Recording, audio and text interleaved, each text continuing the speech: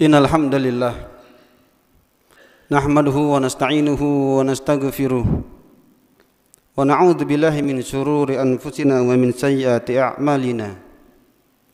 May yahdihillahu fala mudilla lahu wa may yudlil fala hadiyalah. Asyhadu an la ilaha illallah wahdahu la syarikalah wa asyhadu anna Muhammadan abduhu wa rasuluh. Allahumma shalli wa sallim wa barik ala nabiyyina Muhammadin wa ala alihi wa sahbihi ajma'in. Qala ta'ala fil kitabil karim, a'udzu billahi minasy syaithanir rajim. Ya ayyuhalladzina amanu taqullaha haqqa tuqatih wa la tamutunna illa wa antum muslimun. Wa qala Rasulullah sallallahu alaihi wasallam, ittaqillah haitsuma kunta wa an bi isayyah astanduha wa khaliqin nas bi khuluqin hasan. Amma ba'du fa ya ibadallah, usikum wa nafsi bi taqwallah faqad fazal muttaqun wa ta'atihi la'allakum turhamun. Jamaah kaum muslimin sidang Jumat rahimani rahimakumullah. Yang pertama, marilah kita bersyukur kepada Allah Subhanahu wa taala yang telah melimpahkan begitu banyak nikmat dan karunia-Nya kepada kita. Saking banyaknya nikmat Allah itu tidak ada manusia yang mampu menghitungnya. Wa in ta'uddu ni'matallah la tusuha innal insana lazulumun kafar. Jika kamu ingin menghitung nikmat Allah, maka tidak ada yang bisa menghitungnya. Saking banyaknya nikmat Allah yang diberikan kepada kita. Termasuk detik ini kita diberikan kesempatan untuk beribadah kepada Allah Subhanahu wa taala, menunaikan kewajiban kita selaku mukmin. Dan ini menjadi pembuktian iman kita kepada Allah dan hari akhir. Yang kedua, marilah kita panjatkan, kita haturkan salawat serta salam kepada baginda Rasulullah sallallahu alaihi wasallam, suri tauladan terbaik yang Allah telah berikan kepada kita.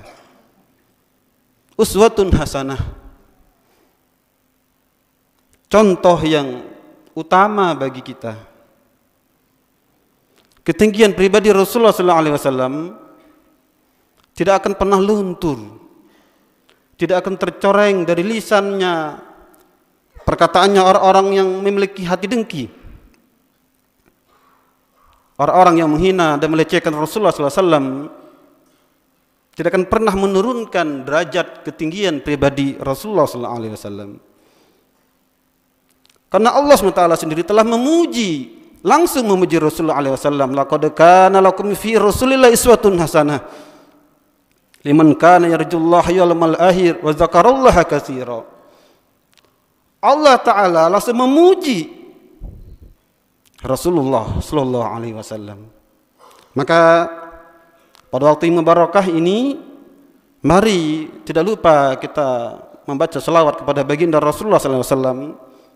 Allahumma shalli wa sallim wa barik ala nabiyyina Muhammadin wa ala alihi wa sahbihi ajma'in. Jamaah kaum muslimin sidang Jumat rahimakumullah. Dalam Al-Qur'an surah At-Taubah ataupun surah Bara'ah pada ayat 17 dan 18, Allah SWT berfirman, a'udzu billahi minasyaitonir rajim. Ma kana lil musyrikin ay ya'muru masajidallah syahidina ala anfusihim bil kufr ulaika habitas a'maluhum wa finnarihum khalidun. Innama ya'muru masajidallah man amana billahi wal yawmil akhir wa qama shalah wa ataz zakah wa lam yahsha illallah fa'asa ulaika ay yakunu minal muhtadin. Tidaklah sepantasnya orang-orang musyrik itu memakmurkan masjid-masjid Allah. Karena mereka sendiri mengakui, bersaksi bahwasanya dirinya kafir pada Allah SWT. Maka mereka itulah orang-orang yang sia-sia amal perbuatannya di dunia ini, dan kelak mereka kekal di dalam neraka. Sesungguhnya yang pantas memakmurkan masjid-masjid Allah itu, yakni hanyalah orang beriman pada Allah dan hari akhir. Mereka menegakkan salat, menunaikan zakat, serta mereka tidak takut kepada sesuatu pun kecuali hanya takut kepada Allah Subhanahu wa taala. Maka mereka itulah semoga termasuk ke dalam golongan orang-orang yang mendapatkan petunjuk Allah Subhanahu wa taala. Di dalam kitab Tafsir Al-Munir karangan Syekh Wahbah Az-Zuhaili disebutkan ada sebuah riwayat yang berkenaan dengan ayat ini. Bahwasanya disebutkan ayat ini turun untuk menjawab perkataan Abbas bin Abdul Muttalib.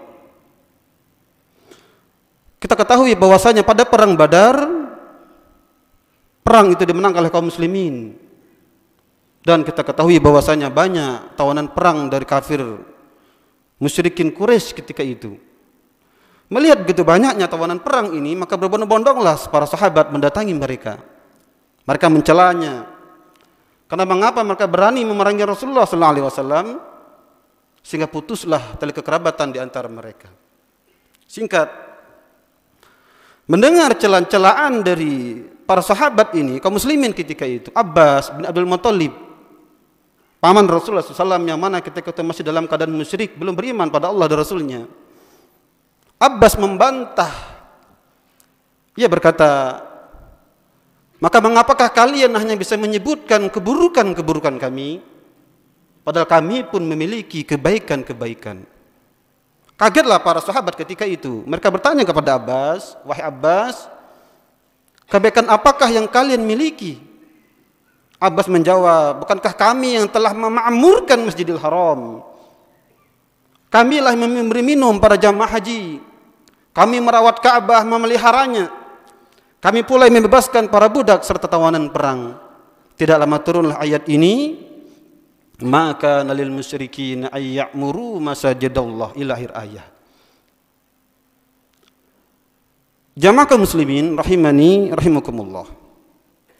Pada kesempatan yang mubarakah ini, mari kita mengambil pelajaran dari dua ayat yang singkat ini, namun mengandung pelajaran yang besar dalam kehidupan kita.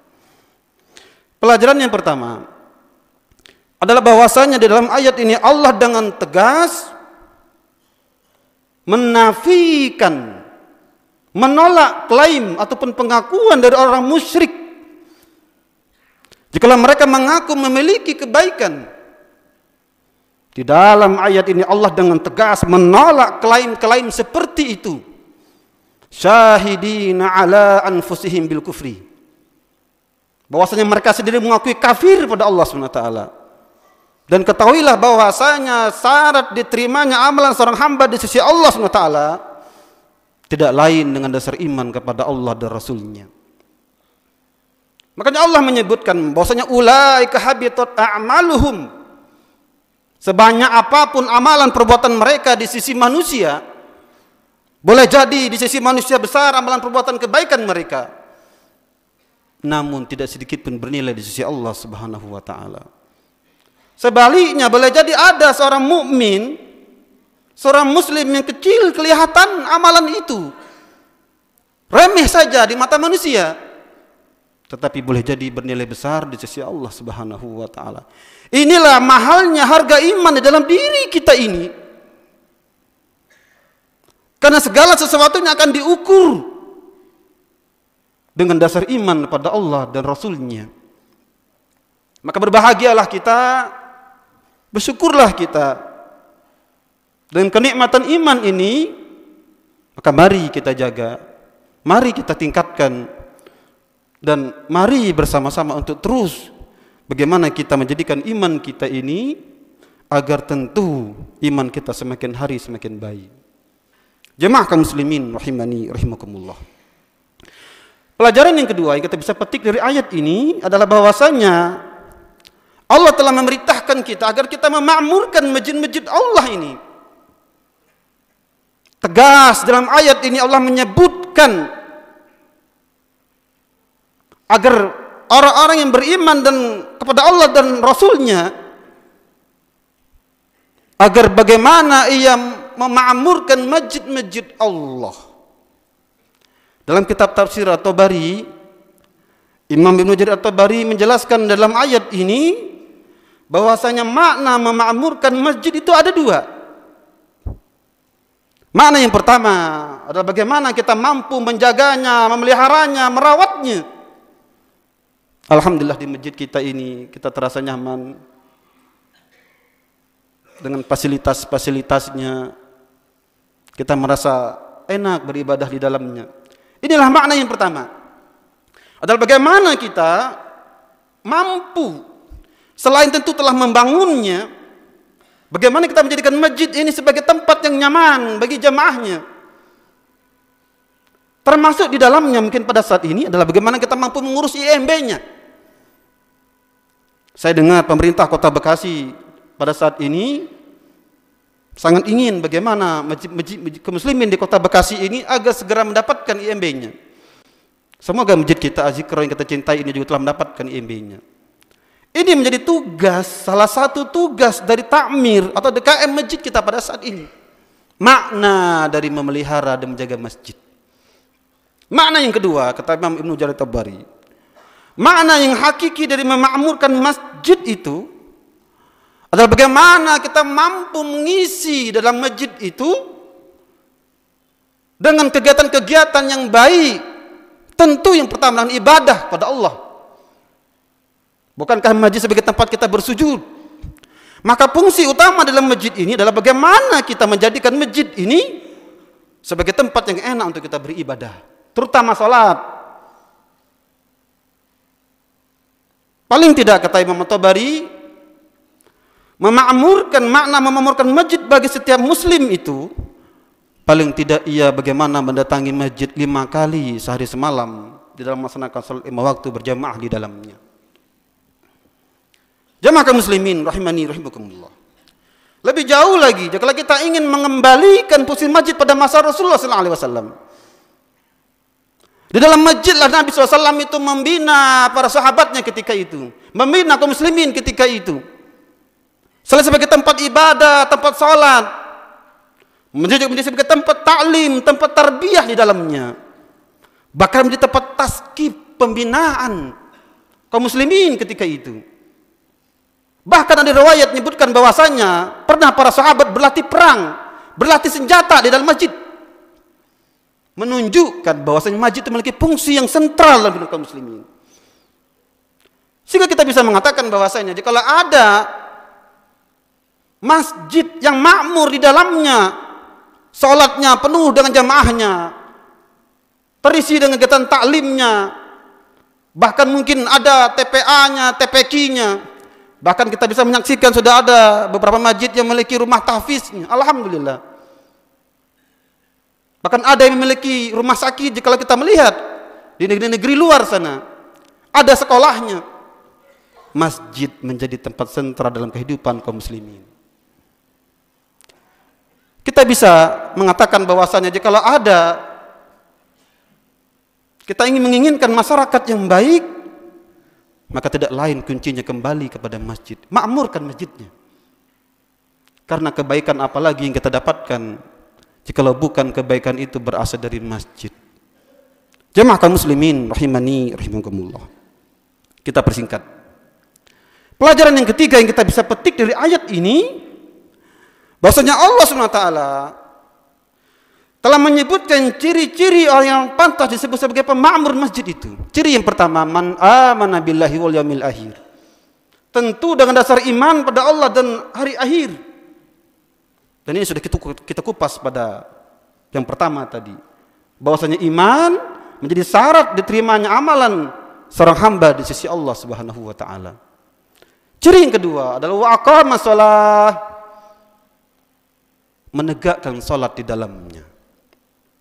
Berbicara salat ini, para ulama mengatakan bahwasanya salat hampir-hampir saja tenggelam dimensi ibadah di dalam salat itu dengan dimensi yang lain. Apa maksudnya? Salat menjadi sebagai salah satu selain kewajiban kita pada Allah SWT. Salat memiliki fungsi dan manfaat yang begitu banyak dalam kehidupan seorang muslim. Salatlah sebagai tempat kita menyambung pada Allah SWT. Dengan salatlah kita bisa membersihkan diri kita. Makanya manfaat salat begitu banyak. Baik dari sisi zahir kita maupun batiniah kita. Bahkan kita bisa mendapatkan ruhiyah yang kuat, spirit yang kuat. Menarik, Rasulullah SAW pernah bersabda, menyebutkan bahwasanya orang-orang yang senang datang ke masjid itu. Bahwasanya qala Rasulullah SAW, wa idza ra'aitumur rajul ya'tadul masjid fasadu lahu bil iman. Jika kalian melihat seseorang yang selalu bolak-balik ke masjid, maka saksikanlah bahwasanya ia memiliki iman. Bahwasanya salat menjadi ciri, bahkan ia menjadi rukun Islam yang kedua setelah kita bersyahadat kepada Allah SWT. Salat menjadi tolak ukur, standar, indikator apakah dia betul-betul beriman pada Allah dan Rasulnya. Jemaah kaum muslimin rahimani rahimakumullah. Maka mari kita ramaikan masjid kita dengan kita menegakkan salat di dalamnya. Wa qama salat. Begitu banyak dan luas manfaat salat ini, subhanallah. Tidak cukup kita kupas pada khutbah yang singkat ini. Paling tidak bagi kita, selain kita menjadi sarana untuk kita bertemu, menyambung pada Allah SWT dengan kita bermunajat kepadanya, berdoa kepadanya. Salat memiliki dimensi-dimensi yang lain yang begitu banyak dan memiliki manfaat yang begitu besar bagi kehidupan kita. Ciri yang ketiga adalah wa'ataz zakah. Orang-orang yang senang memakmurkan masjid itu, ciri yang ketiga adalah wa'ataz zakah. Dia senang berinfak, senang mengeluarkan apa yang telah Allah titipkan, yang pada hakikatnya harta yang kita miliki itu merupakan titipan Allah SWT. Baik dengan zakatnya maupun dengan wakafnya, dengan infaknya dan sebagainya. Apatah lagi kepada orang-orang yang membutuhkan bantuannya, orang-orang yang memang membutuhkan perhatian kita. Jemaah kaum muslimin rahimani rahimakumullah. Ciri yang terakhir, walam yahsha illallah. Orang yang pantas memakmurkan masjid Allah itu adalah orang-orang yang tidak pernah takut kepada sesuatu pun kecuali dia takut kepada Allah Subhanahu wa taala. Jemaah kaum muslimin rahimani rahimakumullah. Maka kembali kepada poin yang kedua tadi, perintah Allah memakmurkan masjid ini adalah menunjukkan kepada kita bahwasanya masjidlah tempat terbaik yang ada di muka bumi ini. Maka orang-orang yang pantas memakmurkan masjid Allah ini tidak lain, tidak bukan selain kita, yakni kaum muslimin, terutama dengan kita menegakkan salat di dalamnya, dengan kita mengisi kegiatan masjid ini, kegiatan bermanfaat di dalamnya. Sebaliknya, jangan kita jadikan masjid kita sebagai tempat kita berselisih. Kita berharap masjid kita tidak menjadi tempat sumber perselisihan kaum muslimin. Masjid kita tidak menjadi tempat perbedaan-perbedaan yang walaupun itu ada, tidak menjadi sesuatu yang membuat kita berselisih, memecahkan ukhuwah Islamiyah di antara kita. Dan semoga Masjid Az-Zikra ini menjadi tempat ataupun masjid yang bisa mengikat ukhuwah, yang bisa menjadi tempat yang menyebarkan kebaikan bagi masyarakat sekitarnya. Yang terakhir, jamaah kaum muslimin yang dimuliakan Allah SWT, di dalam ayat ini Allah menutup dengan indah, fa'asa ulaika ayyakunu minal muhtadin. Ya, bermakna maka semoga orang-orang yang memakmurkan masjid-masjid Allah itu mereka mendapatkan hidayah Allah Subhanahu wa taala. Menarik dalam kitab tafsir As-Sa'di bahwa saya menyebutkan makna fa'asa itu bermakna litamanni, seolah-olah semoga ada kalimat pengharapan di dalamnya. Tetapi jika kalimat asa ini disandingkan dengan Allah SWT, maka ia menjadi wajib. Maka ia bermakna orang-orang yang memakmurkan masjid-masjid Allah itu, maka wajib bagi Allah SWT untuk memberikan hidayah kepadanya. Jemaah kaum muslimin rahimani rahimakumullah. Berbicara hidayah Allah ini adalah sesuatu yang mahal dalam kehidupan kita. Karena selain ia menjadi pembuka, sesuatu yang mengawali keimanan pada Allah dan Rasulnya, hidayah terus kita butuhkan dalam kehidupan ini.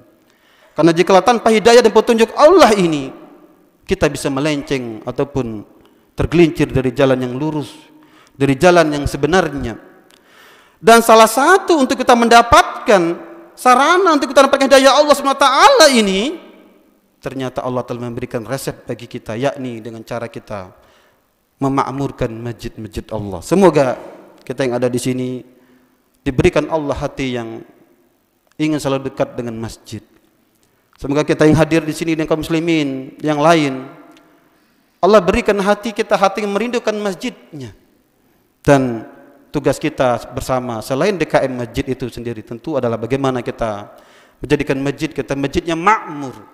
Kita menginginkan, merindukan masjid kita seperti Masjidil Haram. Kita menginginkan bagaimana masjid yang indah, masjid yang begitu dirindukan oleh kaum muslimin, Masjid Nabawi. Inilah potret masjid yang terbaik yang ada di muka bumi ini. Semoga masjid-masjid kita yang ada di negeri ini bisa mengikuti masjid-masjid yang telah Allah abadikan, yang telah Allah utamakan, yakni tentu Masjidil Haram dan Masjid Nabawi. Dan semoga kita yang ada di sini Allah ikat hati kita dengan telah menyatukan kita di dalam masjid, kemudian Allah mengikat hati kita menjadi kaum muslimin yang terbangun ukhuwah Islamiyahnya dan terbangun persatuan dan kesatuan di antara kita. Amin, amin ya Allah ya Rabbal Alamin. Barakallahu li wa lakum fil Qur'anil azim wa nafa'ni wa ayyakum bima fihi minal ayati wa zikril hakim wa taqabbal minni wa minkum tilawatahu innahu huwal ghafurur rahim.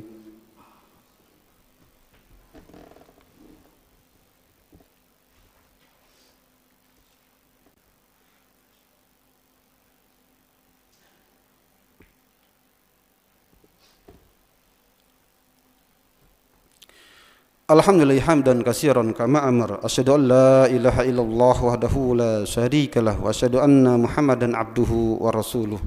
Allahumma shalli wa sallim wa barik ala nabiyyina Muhammadin wa ala alihi wa sahbihi ajma'in. Ya ayyuhalladzina amanu taqullaha haqqa tuqatih wa la tamutunna illa wa antum muslimun. Summa a'lamu anna Allaha ma'akum bisalah. Wassalamu ala rasulihi kama qala ta'ala innallaha malaikatahu yusalluna 'alan nabi ya ayyuhalladzina amanu sallu 'alaihi wa sallimu taslima. Allahumma salli ala Muhammadin wa ala ali Muhammad kama sallaita ala Ibrahim wa ala ali Ibrahim wa barik ala Muhammadin wa ala ali Muhammad kama barakta ala Ibrahim wa ala ali Ibrahim fil alamin innaka Hamidum Majid. Allahumma ghfir lil muslimina wal muslimat wal mu'minina wal mu'minat al ahya'i minhum wal amwat innaka sami'un qaribun mujibud da'wat ya qadiyal hajat. Allahumma a'in ala dzikrika wa syukrika wa husni ibadatik. Allahumma arinal haqqa haqqan warzuqna ittiba'ah wa arinal batila batilan warzuqna ijtinabah. Allahumma ghafir lana dhunubana wa kaffir sayyi'atina. Allahumma inna nas'alukal huda wa tuqa wa afafa wal ghina. Rabbana zalamna anfusana wa illam taghfir lana wa tarhamna lanakunanna minal khasirin. Rabbana atina fid dunya hasanah wa fil akhirati hasanatan wa qina adzabannar.